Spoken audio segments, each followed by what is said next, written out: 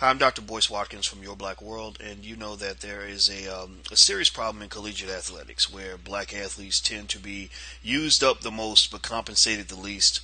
As a result, the black community suffers. You have lots of families that remain in poverty that could be doing better if they were to receive even a fraction of the money, the billions of dollars that they generate for this professional sports league, otherwise known as the NCAA. Now, one of the people that's really a frontline soldier in this battle for equity and equality for college athletes is Professor Emmett Gill. Professor Gill he's an assistant professor of social work at the University of Texas San Antonio, and he's doing some extraordinary work that I really wanted to kind of address.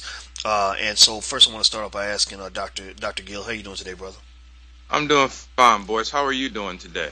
I'm doing really well, really well. Now it looks like you got the nice San Antonio weather in the background. I'm jealous. I want you to know that. Yeah, it's about upper 70s, a little bit cloudy, but Just yeah, that's don't say nothing else. Don't say nothing else, man. I'm in Chicago. That's all I got to say. Chicago in December, so that's not San Antonio, but uh but I yeah. yeah. What's the weather like there? It's maybe not too horrible. I'm probably over complaining, but I want to say maybe low 40s, high 30s. Okay. Yeah. So I'm jealous, man.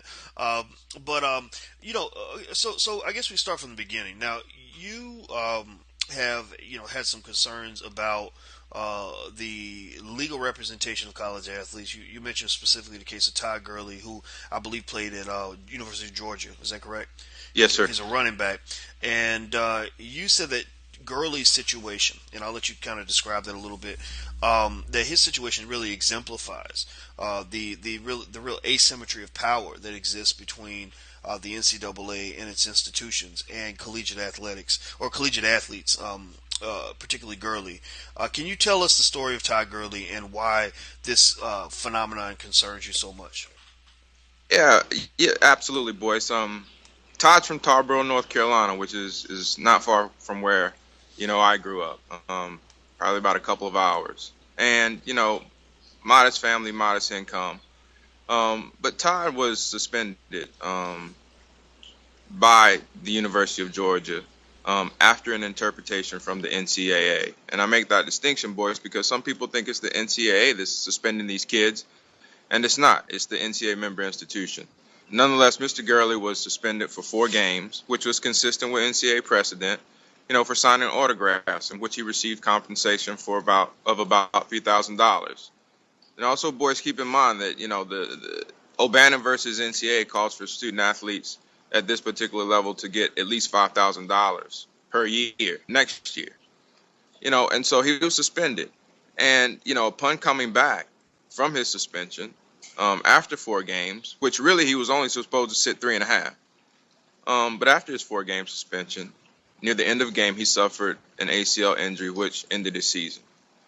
And so there are a couple of concerns, boys. First of all, it's concerning that student athletes don't have an attorney who's working in their best interest during the NCAA enforcement process and during the investigations. Everyone has a right to representation. Secondly, due process.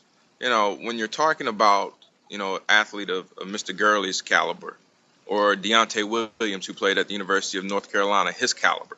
When you're talking about these types of college athletes, you're talking about individuals who are auditioning for the National Football League.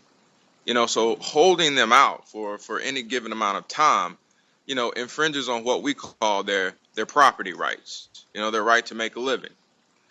And then the other concern, I guess, Boyce, is, just the overall context of it all, as you alluded to. The University of Georgia rakes in $66 million per year, his football team alone.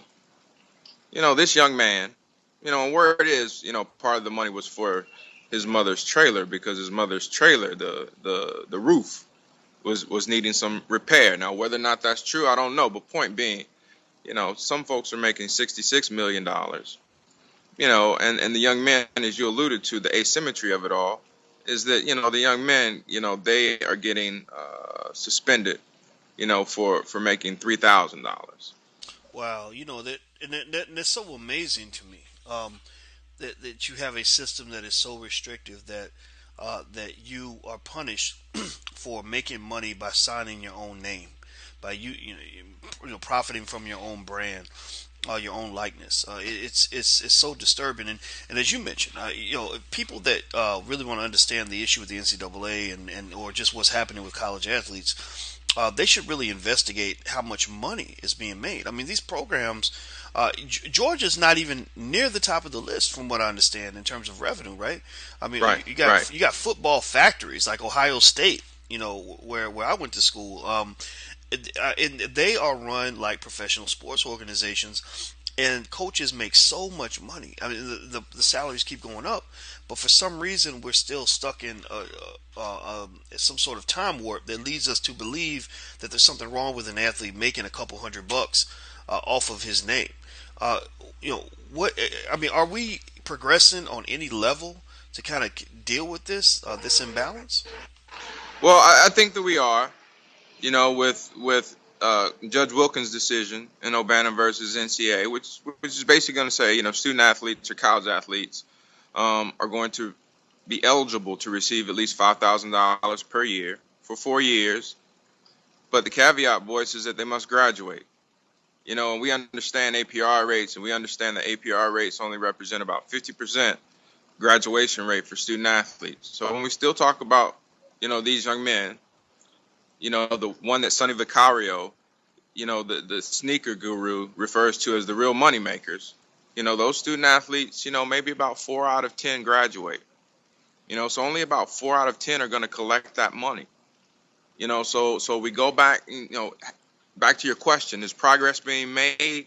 Some, but the next big issue, Dr. Watkins, will be the issue of Kessler's lawsuit, because Kessler's lawsuit, unlike O'Bannon, is going to open up the true opportunity to open up the free market to student athletes. That means they can do a chip and dip commercial. That means that they can do a bubblegum card and receive compensation for their name and likeness. You know what? And Boyce, to be honest with you, the restrictions that you talk about, we can always argue the question of whether or not, if the majority of the money makers are white, would this be going on? Okay, we can volley that back and forth. But the other thing that I throw into the mix, Boyce, and take it off football for a minute, is the issue of gender. Because when we talk about, and you're a finance guy, you know about what companies want, and you know about the way companies market. And when we think about that, I actually think about female student athletes, in particular white female student athletes, who are going to have the opportunity to truly capitalize, off the use of name and likeness. Because they have an infinite number of uses for what they do. But going back to our black males and our males of color, their window to use their name and likeness is much shorter. And when it's at its highest, we're restricting them from doing things like you say, like use, sign an autograph. Well, that's such an interesting thing too. First of all, the Kessler lawsuit makes me think about just the sheer audacity of what kind of happens in college sports. It's one thing for me to hire you, Professor Gill, and for me to say I'm not going to pay you more than $5 an hour. I know you're a professor and you're worth more money, but I've conspired with all the other institutions, and I believe that Professor Gill should make $5 an hour. That right there would make me pretty much an asshole. Okay, but but it's another thing for me to even go above and beyond that and say, not only am I only going to pay you $5 an hour, I'm going to restrict your entire life. If I catch you going anywhere, making extra money on the side, if I catch you moonlighting, I catch you, teaching classes, at night, I'm Right. going to penalize you, and I'm going to put the hammer of economic death on you so firmly that it is going to destroy your career. I'm going to have you blackballed. I'm going to ruin your entire future, and that's what you see so regularly with athletes. I keep going back to my alma mater when I saw what happened with the Maurice Claret situation years ago, which I'm sure Right. you are very familiar with. This kid who arguably he was easily and arguably, if not the greatest running back in Ohio State history, definitely one of the top two or three, no question about it. Yeah. Destined for the NFL, but because that athletic director decided he wasn't going to play, and he wasn't going to let him play anywhere else, he couldn't go to the NFL. His whole career was gone, and then next thing you know, the kid ends up in prison, and so. I think that just sort of, I think, speaks to the enormity of the situation. And what's also interesting to me, and I want to get your take on this as well, is if you think about this decision. Now, I'm so glad you told me about the Kessler lawsuit. I knew a little bit about it, but I didn't know much about it. Mhm. You're the expert on this, but I think about this other the abandoned suit. With Sonny Vaccaro, and God bless him for what he's doing. I don't know how the guy has so much energy at his age. Uh, Right, right. yeah, I talked to him one time, and it was like talking to a 10-year-old. I mean, this guy was just going at it. He reminded me of a little bit of Jimmy Valvano, just with that energy, and I love that guy for that. But think about this. Here's what's interesting about this suit, which is considered a victory, which it is. Imagine if you had a professional sports team, that the Dallas Cowboys or the Chicago Bulls, that could get away with paying its athletes $5,000 a year. I mean, can you imagine that? I No, mean, no, we it wouldn't can't, happen. right? It couldn't happen. Right, but that's what the NCAA is kind of allowed to do. You've got these athletes that are making professional money. I mean, college sports makes as much money as the professional sports leagues, and they are living a professional athlete lifestyle. Practice constantly, lots of media pressure, etc. But yet you're talking about $5,000 a year. I, it's just please. I know I didn't ask you a question, so I hope I didn't make it hard for you. But please, just kind of, can you speak to some of this? I mean, when you talk about it, and I'm not, again, finance and business, that's you're an expert in that area. But when people think about the enormity of the money, like you said, in Ohio State or University of Texas, right down the road with a $150 million athletic budget, and they're paying coaches $7 million a year, yet student athletes are basically, a paper expense. When you talk about them going to class and they're just another butt in the seat, and you don't have to pay for that. They're a paper expense. And so the enormity of it all. But and then you go back to Boyce, I caught myself this morning going on my ESPN app to see what type of football games are on today. But only Army Navy is on because we're getting ready for the bowls and the college playoffs. Now the college playoffs are going to generate at least this year $500 million. Just those 4 games. Yet the student athletes who go to these games, they're going to get a gift bag, with some earphones, so they can drown out what's going on around them. They're going to get a Wii or a game system so we can distract them from reading, and learning about the things that are happening to them, and they're going to get a gift card. And they're not going to get a month off, because most of these kids in football, they work about 11 months out of the year. They don't go home for summer.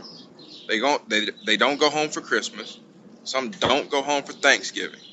So boys, in addition to, what you're saying in terms of the money, and I'll go back to what you said earlier, the way you opened up things, the money that we are taking out of their communities by having these young men and young women work these long hours, these 11-month work years, we're not allowing them to use their name and likeness. We're taking money out of the communities. They've got parents, they've got kids, they've got sisters, they've got brothers back in these communities who are not making it because they've taken an able-bodied male out of the household for their own benefit. So not only are people making enormous amounts of money, but that money's not going back to our community. Wow. Well, you explained it better than I could, brother, and I love the way you laid it out there.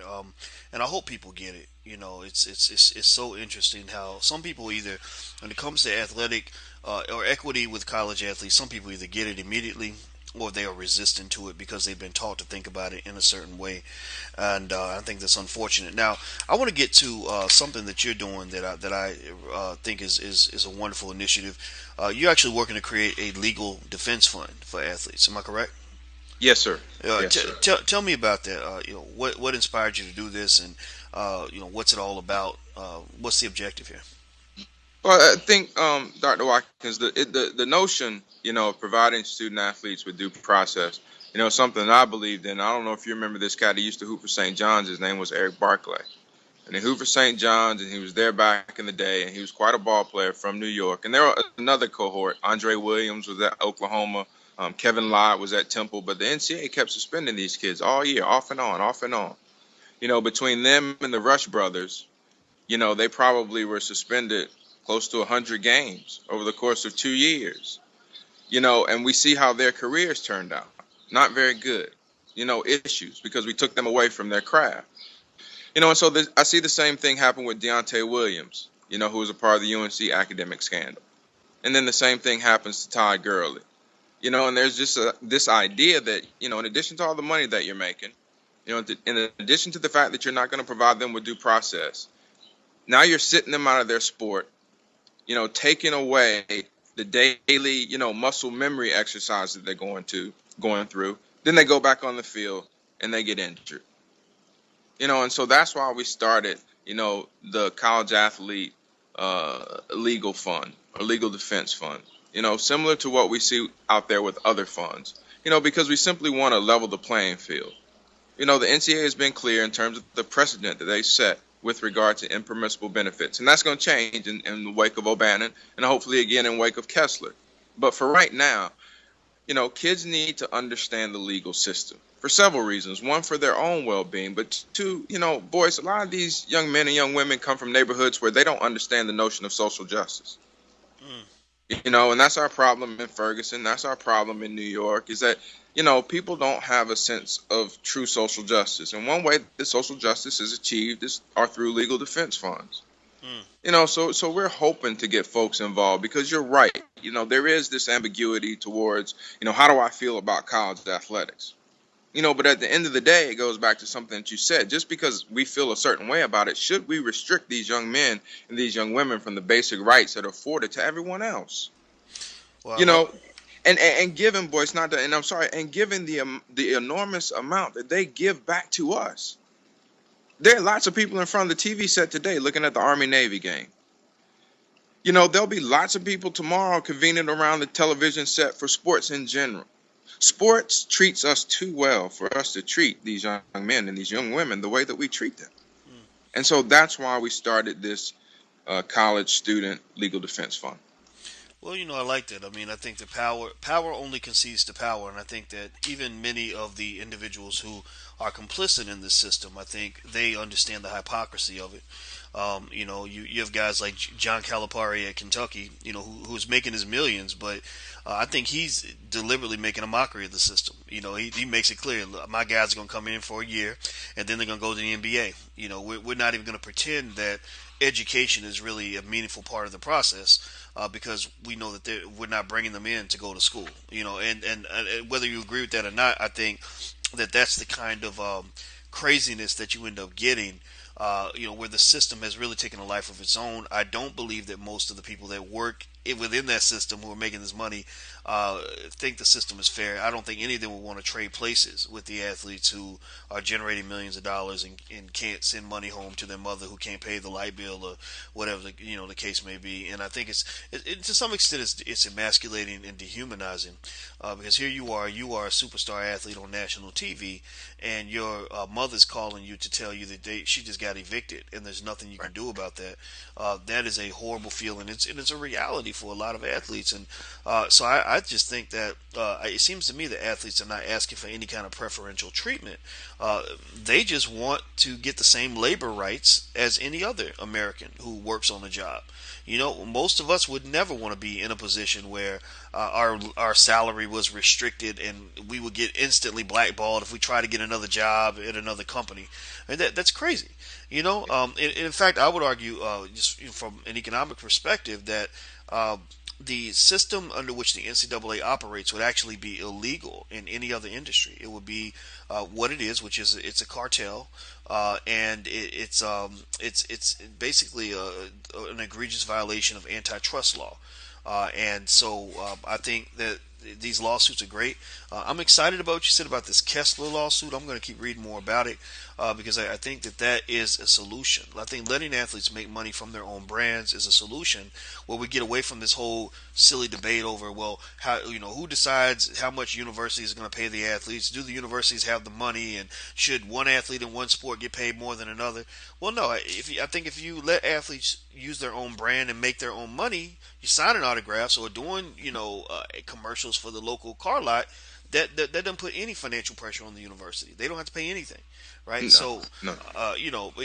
so I think that's a great solution. Now, just before we go, how can people kind of follow up with what you're doing? Maybe if they want to help or get in touch with you or something like that.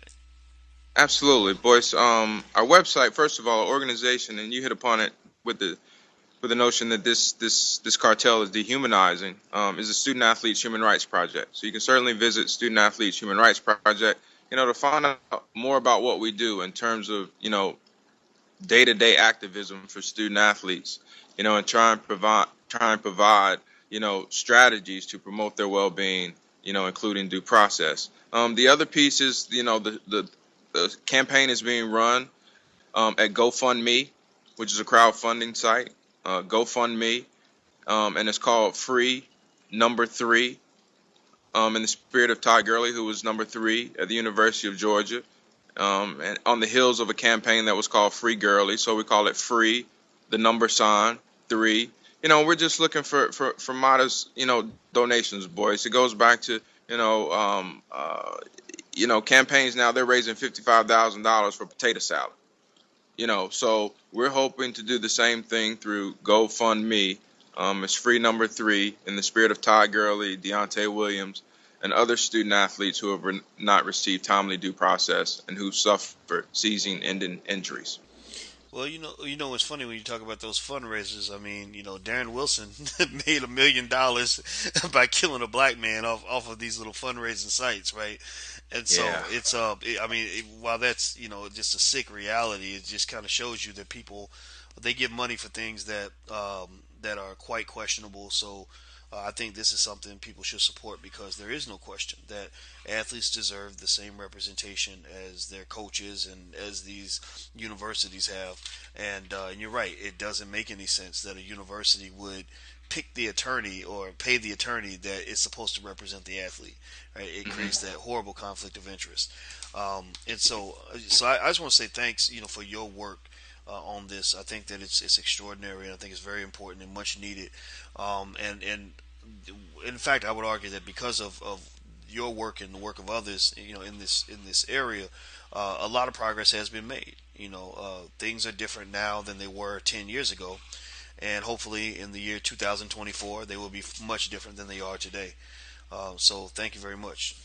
Well, I believe that to be true, Dr. Watkins, and I certainly appreciate the opportunity to speak with you today. The work that you've done, as a public scholar and as a public scholar who's also an activist and many other things, an advocate. Really appreciate, the trail that you're blazing.